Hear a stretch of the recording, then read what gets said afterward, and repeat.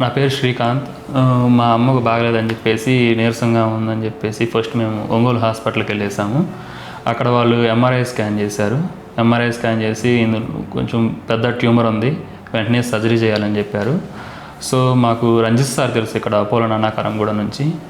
రంజిత్ సార్ని కాంటాక్ట్ అయ్యాము.